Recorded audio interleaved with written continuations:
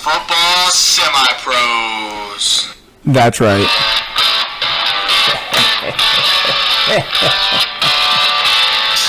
Nice smoke over there. Not much. I mean, I could see this every day, all day long. Welcome to Dynasty Saturday for the Fantasy Football Semi-Pros. I'm Brennan. With me is Ryan. Ryan, how are you today? What is up? Hey, I'm not too bad. I'm not working today, so that's a good thing, right? Not working. College football's on. Got UFC fights later. Heck yeah. Wrapping the Purdue gear, even though you can't really see it on this shirt because it's old and violence. Wow, Purdue's not looking too hot right now. But anyway. All right, so as we talked about, we're going to go over some rookie prospects, some that could be drafted in this next draft class. Yep. So you can start getting an idea on who you need to go out and watch, who to pay attention to. So if you are in a Dynasty league, you know you're more prepared, which in the end, that's all a rookie draft is who's more prepared. Right. You got to know who's coming out and where they go. A lot of the rookie draft really, man, in a Dynasty league, it really depends on where they end up. These dudes could have the highest caliber grading, ranking, whatever you want to put it as, but if they end up, man, it could be another couple years before they even pan out, if they pan out at all. There is some to that. I will say you got to be careful with that because Clyde Edwards-Helaire, we thought, landed in a great environment, and he's not really producing. Finally got rid of him. Whereas DeAndre Swift, he landed on a team who hadn't had a 100-yard running back in years. You got to take a look at who was there. Well, still at the same time, and they're a bad team, but honestly, DeAndre Swift is in a good position. So not necessarily, you do want to take that into a factor, but you also want to know who has the talent. So yeah.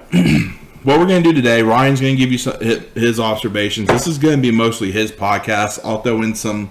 Monster, the official drink of Ryan Coons. Not a sponsor.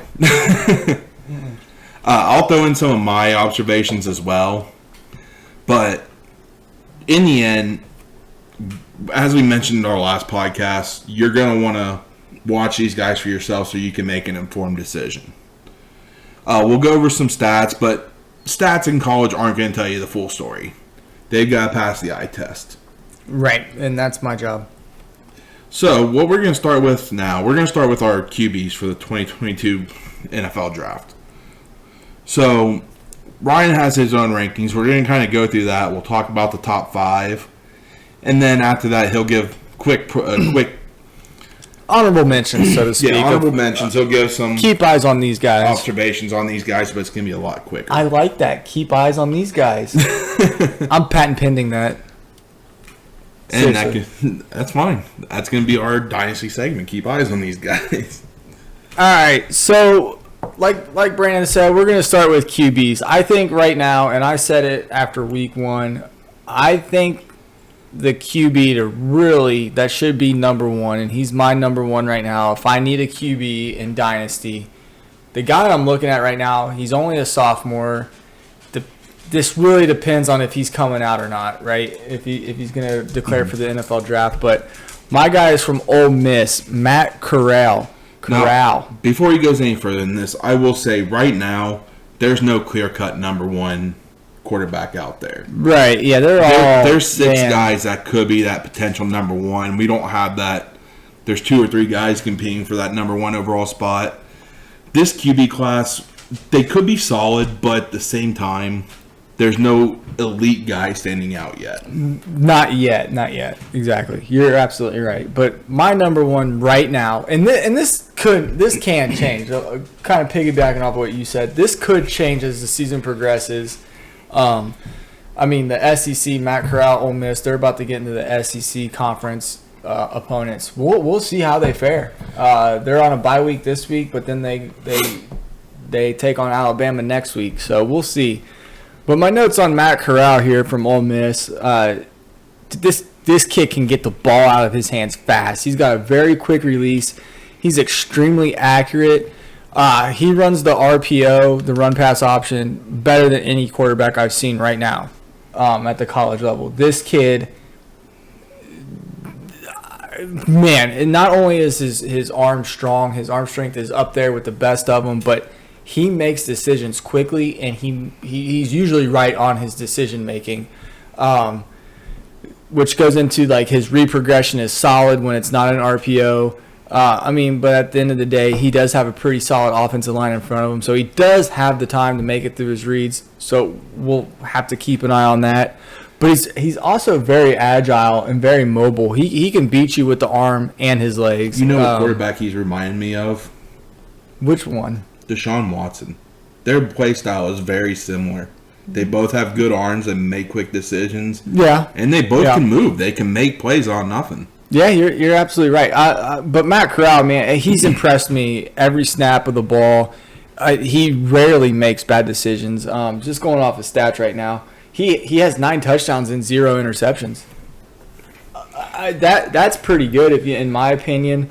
35 carries, 163 yards. I can't really pull over the rushing touchdowns right now. Yeah. But and I mean he's accurate too. He's 68%. He's just under 69% throwing. He's had a couple tough games so far too. I can't remember who all he's played. I don't have who he's played yet. I know at least their first or second game was against decent opponents. That wasn't bad. Yeah, I mean they opened up against Louisville. Louisville, that's what I was thinking. Louisville, and that, I mean, they ran roughshod all over them. They run a play every 17 seconds, so on average. So I mean, he's quick on his feet.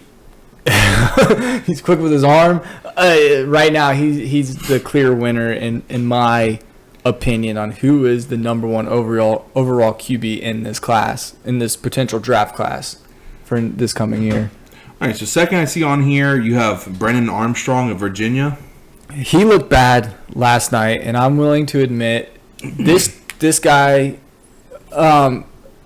It's not going to tell the full story. Last night's game against Wake Forest is not going to tell the whole story. He was under a boatload of pressure last night. What I do like about Brennan Armstrong from Virginia is he's got good arm strength. He's a lefty. For some reason, that seems to play with defenses a little bit. Maybe it's just at the college level. I don't know. But, I mean, he's got good read progression. He can get through his reads quickly and accurately. He's a big fella. In high school, he played safety. And, he was asked, would you prefer more, making tackles or running over people as a quarterback? And he said there's nothing like mowing down a wide receiver coming over the middle, but nothing compares to running over linebackers, right? And that was my same mentality when I played, even at 5'10", 155 pounds back in the day. I just love to make contact. So to know that he likes contact is pretty good. He's a good runner. You do want those athletic quarterbacks. Those guys that can move, that can create plays with their feet. But he separates himself from RG3 and the other guys that didn't really make it as mobile runners, running QBs in the NFL. He's got good size. I don't have it written down, but is he kind of like a Cam Newton build? He's bigger than Cam Newton. He's good size, not.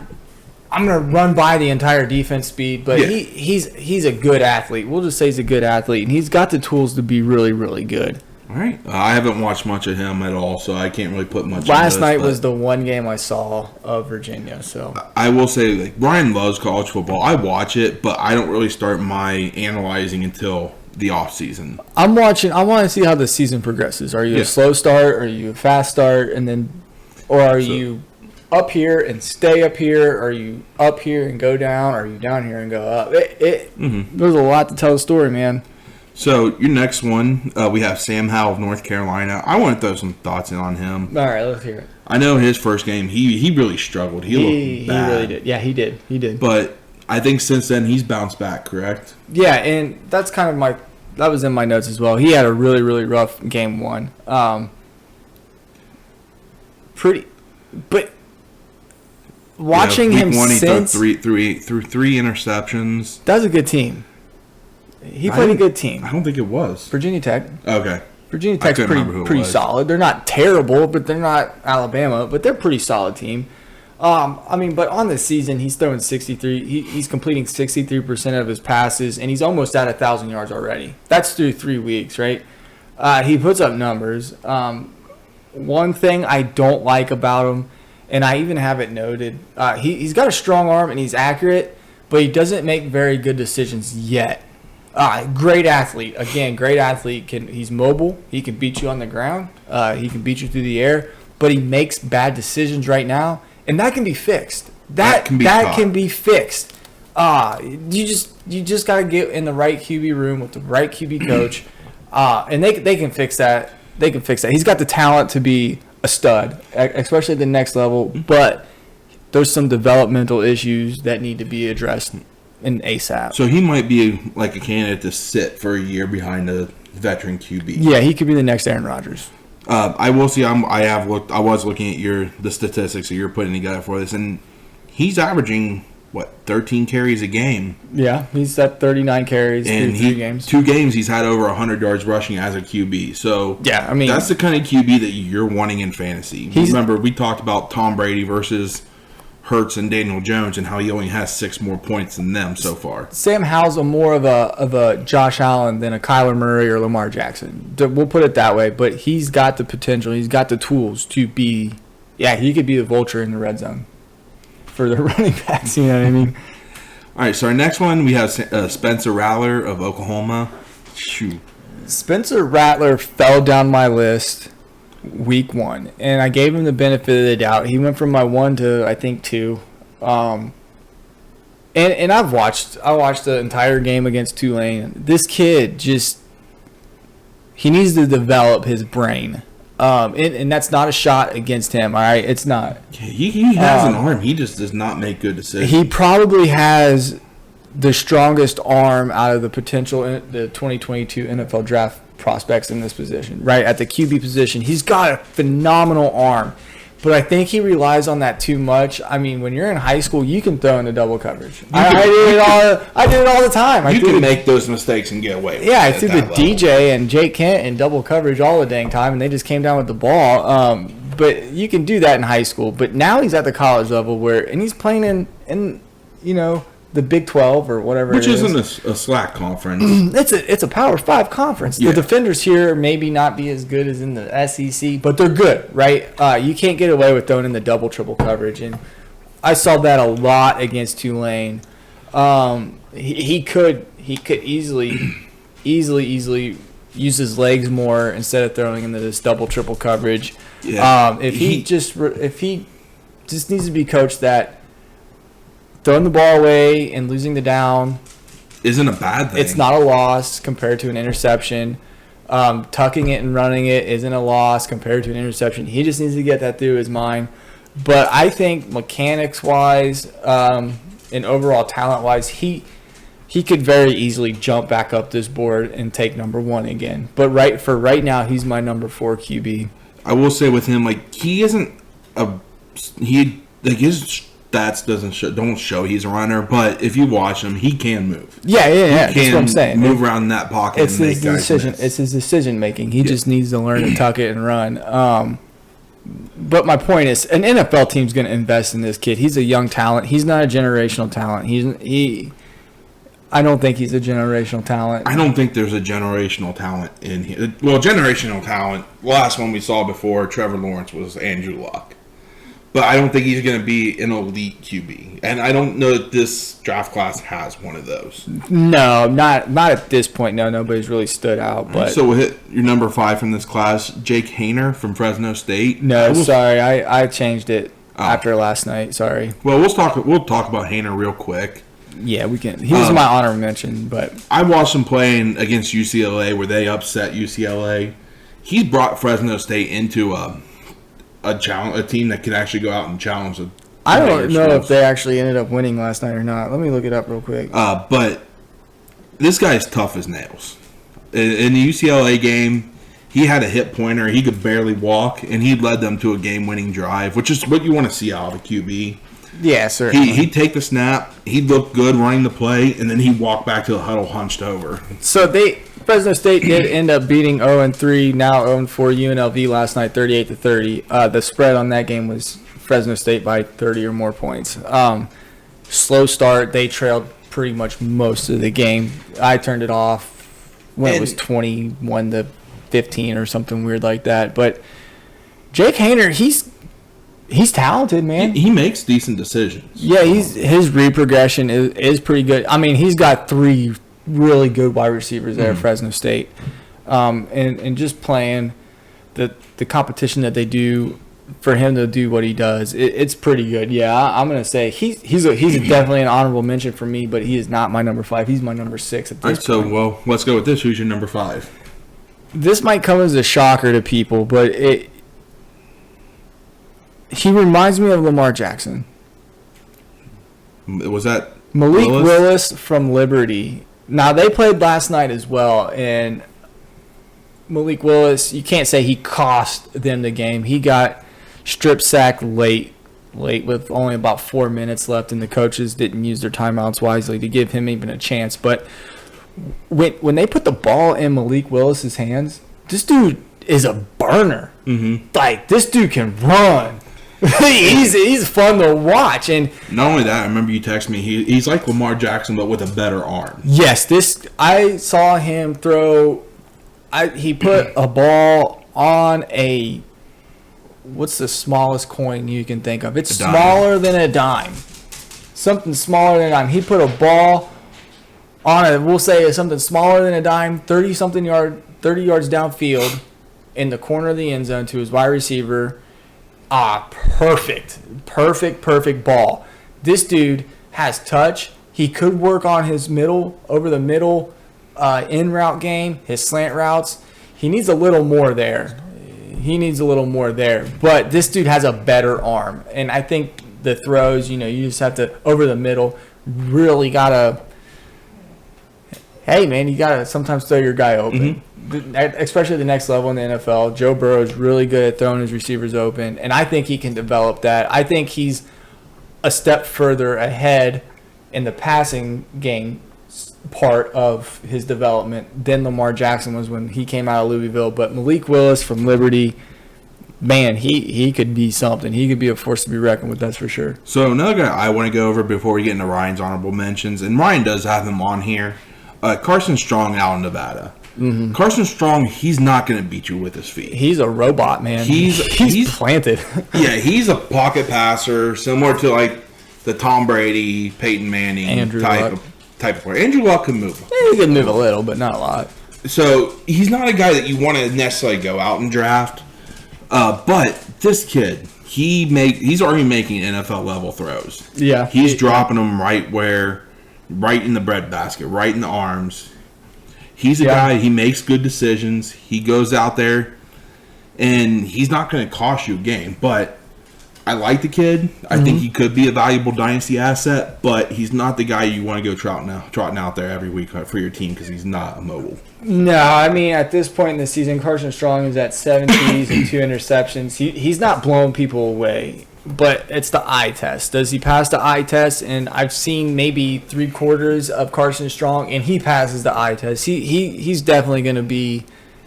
He's going to be given a shot somewhere. I'm not going to say he's definitely going to be, but he has the potential to be a solid starting QB for somebody in the league that needs a QB. Yep. Maybe a replacement for Matt Ryan. That could be actually the way that offense is ran, the way Atlanta's been. Hey, Cincinnati Bengals, if you're listening, I would love to scout for you. Just pay me to watch football all day long. I'll give you the best and most accurate breakdowns of anybody that is available to break down film for you and tell you who you should draft. Good luck. Sorry, man. Yeah, right. Scouting department. Hey, you never know. Yeah, they don't. And somebody you don't have listed on here, I wanted to bring up Kevin Slovis out of USC. He's a name that Keaton Slovis. Keaton, sorry. Keaton. Kedon. Sorry, I couldn't remember his first name. It's Slovis. He's a guy. He's a guy to watch if he does come out. He's a true game manager. I will say he may not go to the next level. I know he missed at least last week with a concussion. He's had a history of these, and I know before this season there was some talk on whether he was going to continue playing football.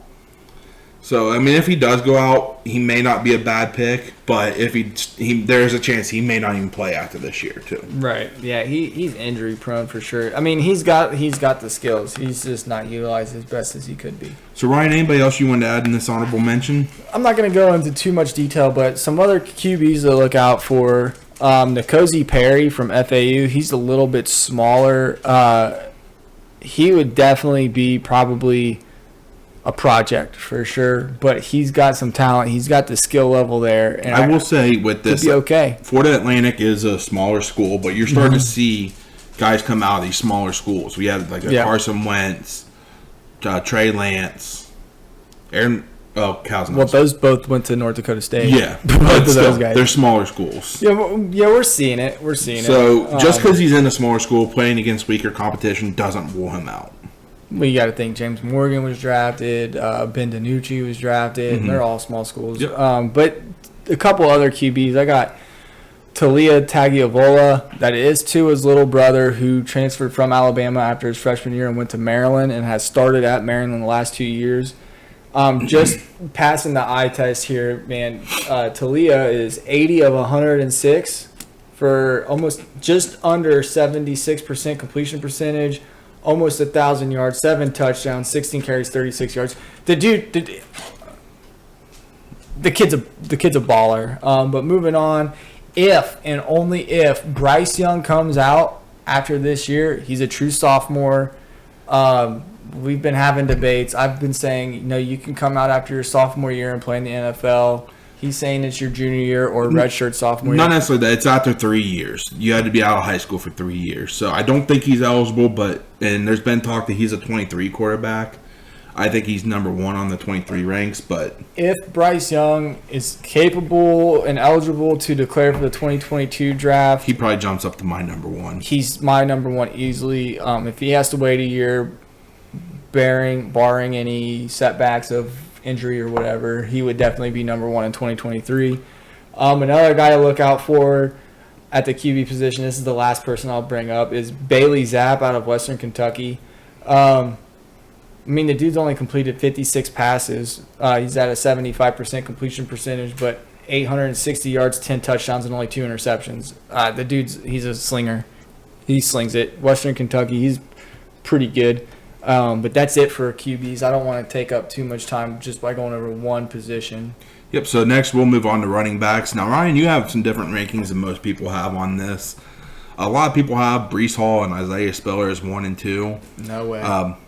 You have Kenneth Walker, the third from Michigan State, as your number 1. What do you think about Walker? Yeah, This is me watching the game. All right, I've watched 2 of the 3 Michigan State games up to this point.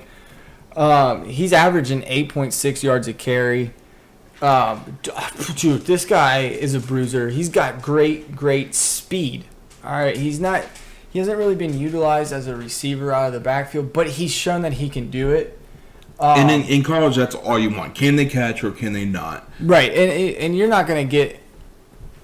Everybody said, well, Najee Harris doesn't catch, and then we see last week, week 2, he goes out. Well, people were talking about Jonathan Taylor, saying he didn't catch the ball at Wisconsin. They didn't run that kind of offense. You got to see. So basically, if you see them and they have the capabilities of catching the ball, like they showed the few times they get thrown to, they can catch. You're going to say they can catch the ball. You're not going to rule them out as a pass catching running back. But just watching Kenneth Walker, man, this dude has awesome speed and explosion through the holes. Great field vision. He can break tackles. He can also make people miss. I just think his overall skill set says this is my number 1 guy for this upcoming draft, and I think this is a good solid running back class for the most part. Once again, I don't feel like anybody here is elite, but I think there's going to be guys that can come in and make an immediate impact for your team. Yeah, but at the same time, Alvin Kamara was not drafted at all, and look how he exploded on the scene. You know what I mean? Yeah, and there's going to be those guys occasionally, but they are the exception to that. And I'm trying to look at the stars now, and I try to compare players that I see playing in the college level right now. Who has these skill sets that people want, especially on their fantasy football teams, especially in PPR? Guys that get targets, guys that can catch, guys that can run, guys that can break tackles, guys that score touchdowns. Yep, so we'll move on to your second-ranked running back. We have Kyran Williams in Notre Dame. This was a hard decision for me to place Kyran Williams at number 2. And the hard decision was not putting him at number 1. This dude has killed defenses. This guy, he kills them. He just kills them. He only averages 4.5 yards a carry. I just think he's playing against really good defenses. These guys can tackle, right? Notre Dame's going through the ringer this year, as in, I mean, they barely beat Toledo, and they soundly beat Purdue. I don't know. I think it was a little closer than the score showed. Yeah, it kind of was a late couple turnovers there by Purdue, but they're barely. But Purdue's got a good defense. It's been solid so far. Toledo, I don't know much about Toledo, and I can't remember who Notre Dame played. FSU. This guy just runs through defenses. He's probably he's fast. And he's got, I mean, on the season, he's got 11 receptions for 150 yards. So if you can get this dude in space, he's going to make people miss. He's going to get yards. He's going to get yards after the catch. Because we know if you're averaging 15 yards a reception as a running back, you're probably not running routes deeper than 15 yards. Yeah. Right? So he's making people miss, and he's proven that he can catch the ball. I just like the eye test of Kyran Williams from Notre Dame. He could definitely easily be my number one running back. All right, so your third-ranked running back. This is actually a guy I kind of brought to your attention, Zapp Charbonnet. I know he started his career at Michigan his freshman year. He kind of broke out. Last year as a sophomore, he didn't play much. He was in Harbaugh's doghouse, but then he gets out of Michigan and he's starting to show he can ball. UCLA is pretty much beating people pretty easily. Yeah, they did just lose to Fresno State. Right, but I mean that was the first true test where he might have to play, right? He did struggle a little bit that game, but his other games. This kid, he has 23 carries and 242 yards. He has that home run ability. For you mathematicians out there, that's averaging 10.5 yards a carry. And he's got 2 receptions, 49 yards, 6 rushing touchdowns. He's not being used as much as he probably will need to be used later on in the season when they start playing conference play. But yeah, you're absolutely right. The breakaway speed on this guy is just wow, and he can break tackles. Mm-hmm. Oh yeah. There's not much that sets these three apart from each other, in my honest opinion. Zapp Charbonnet, if he's there, and you're in need of a running back, I think he's making a case to be that best running back in this draft. This Zapp Charbonnet, just watching a little bit of film on him, he's very Derrick Henry-esque. He can run between the tackles pretty well. And then surprisingly, he can get around the edge. Surprisingly, he can take that running back screenplay for 75 yards to the house. He can outrun you, but he can bull you over. He can run through you, and he can make you look like a little kid, a little baby. In the process, I didn't want to say anything too offensive. But yeah, dude, Zapp Charbonnet. Yeah, again, man, these top three, they could all be.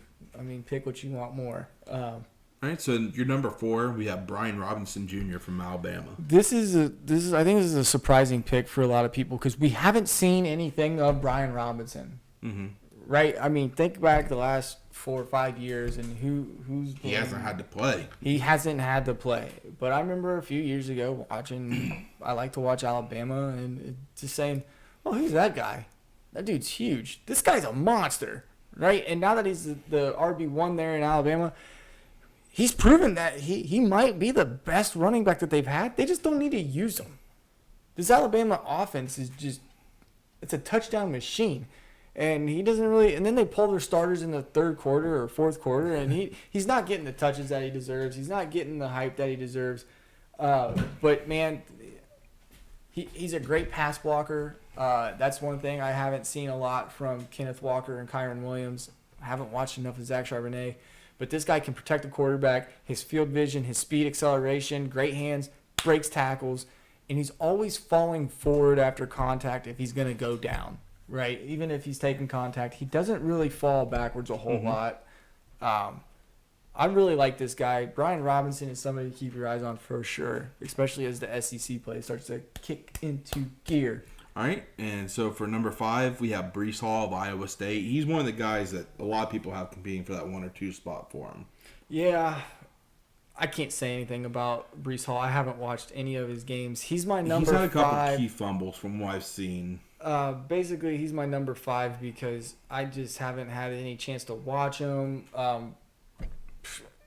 It's just what everybody else is saying, and the guys that actually get paid to do this, I'm That time to watch it more. I'm trusting what they have to say about Breece Hall, but I can't say anything good. I can't say anything bad.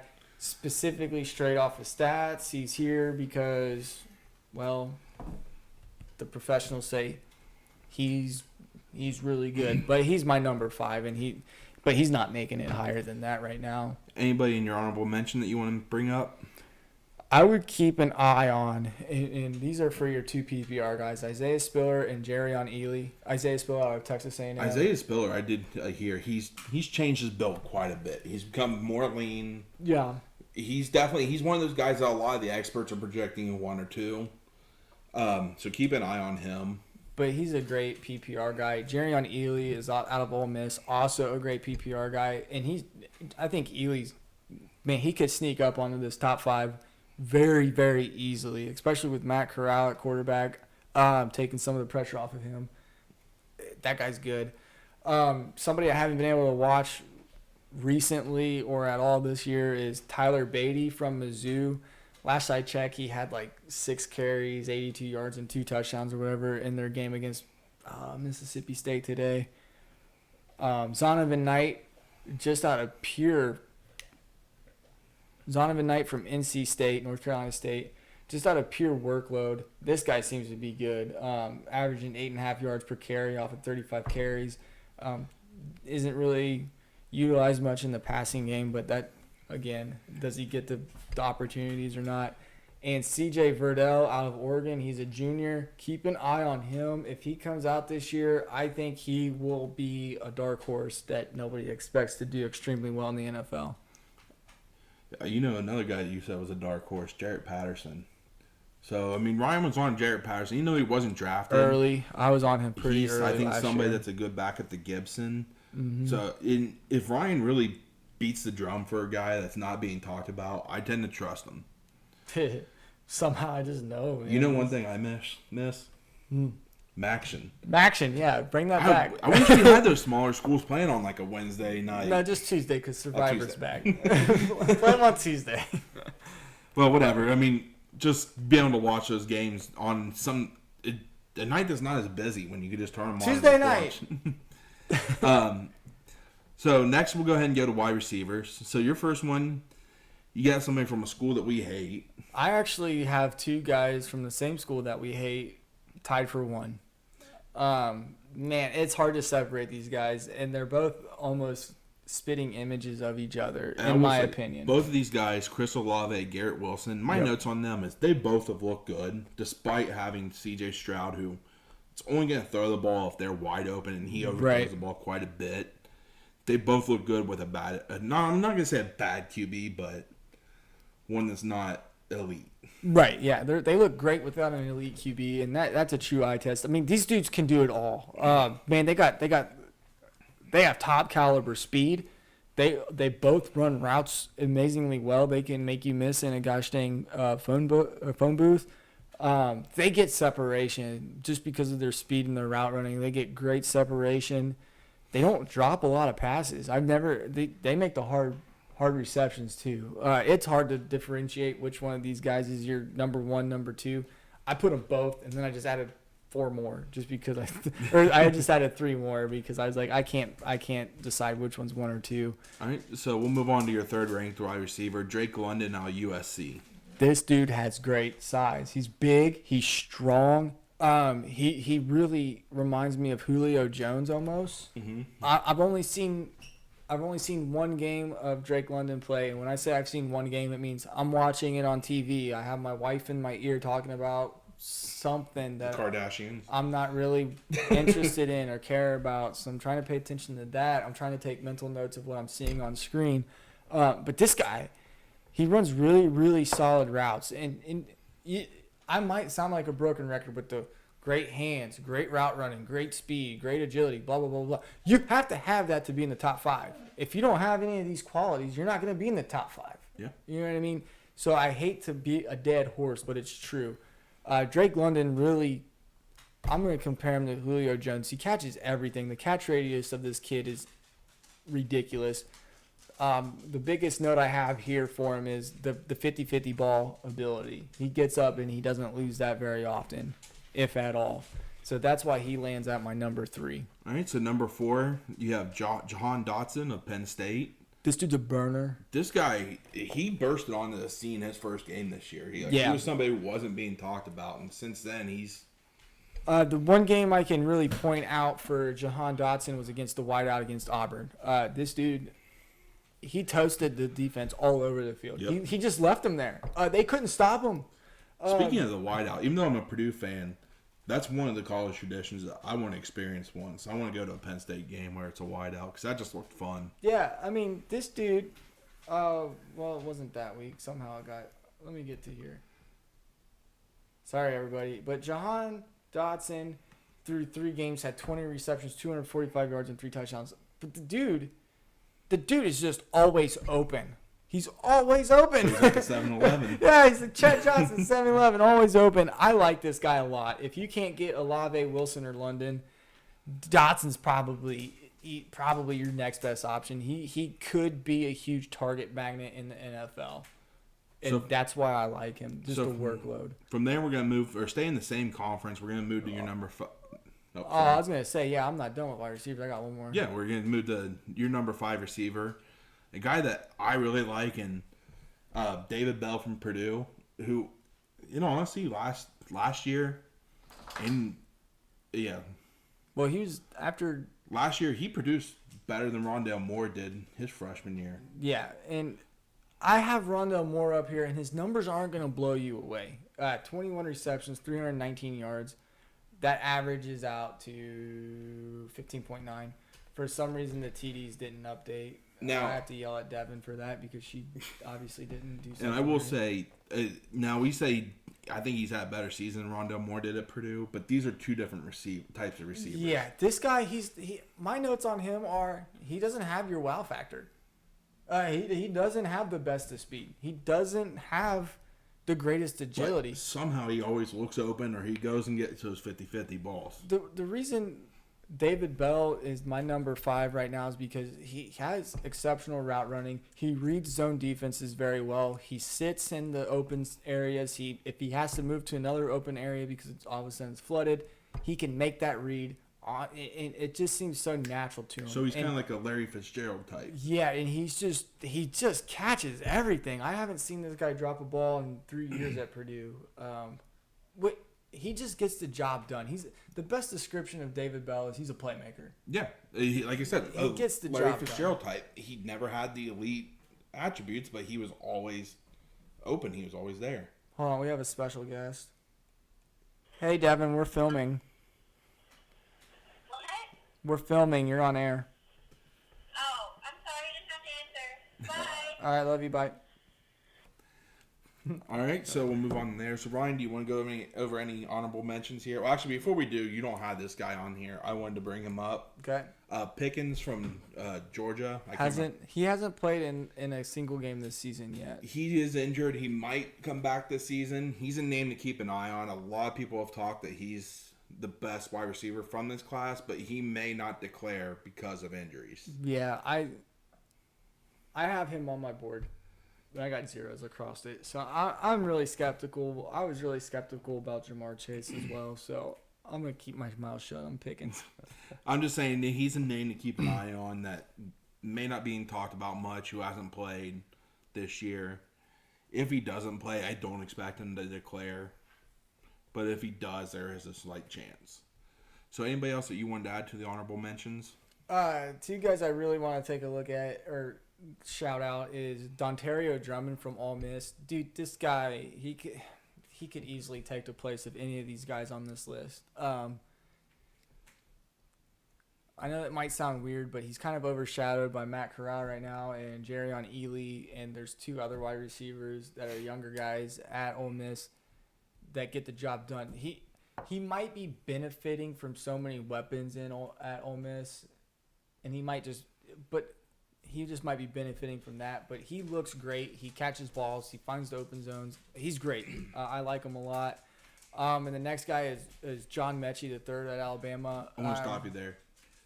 Name a year when Alabama hasn't had a good receiver. You're absolutely right. I mean, going back to 2010, yeah, you're probably right. But John Metchie, the third, he's a good slot guy. I don't think he has the size to play the 1 or 2 at the next level. But the dude's fast. He gets open, makes people miss. 2 guys I haven't really been able to watch is Javon Holligh, Heiligh, out of Coastal Carolina, and Treylon Burks out of Arkansas. Just looking at the numbers, they look pretty solid. They passed the black and white test here on paper, but other than that, I don't really have a whole lot of wide receivers I'm really looking at. Again, it's a long season. It's a long time for everything to kind of come to fruition and see who separates themselves from other people. So, all right. So from here, we'll go ahead and move into our tight ends. Now, tight ends, more often than not, there's maybe three at max tight ends you're drafting in Dynasty this year.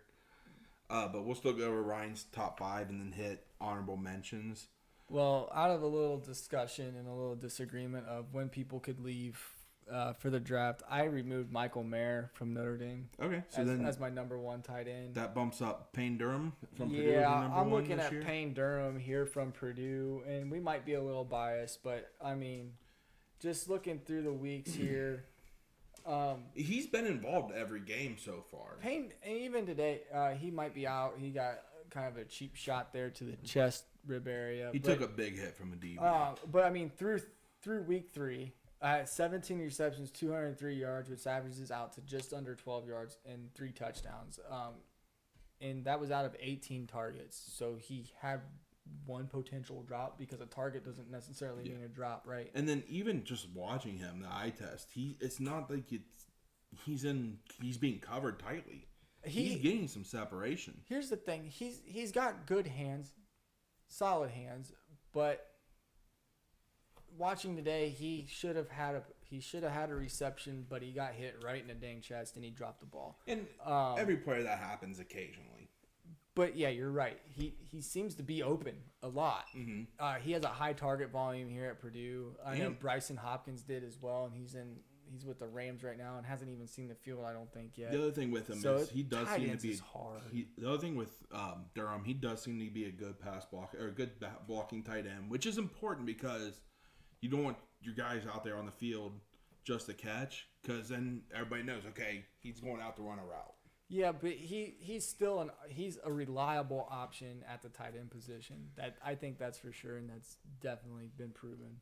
All right, so then you're number 2, Jaylen Wydenmeyer from Wydenmeyer, Texas A&M. Texas A&M guy. He has 12 receptions, 141 yards, 0 touchdowns. This is just basically reading and listening to the other people that get paid to do this, right? For the most part, I will ESPN say tight ends are probably CBS. one of the harder ones to analyze. It all depends on the offense. I mean, Kyle Pitts was obviously a no-brainer tight end 1 last year. And I will say with these are guys that you're most likely taking later in your drafts because they take 2 to 3 years, most of the time 3 to develop. Last week I watched a little bit of the Texas A&M game.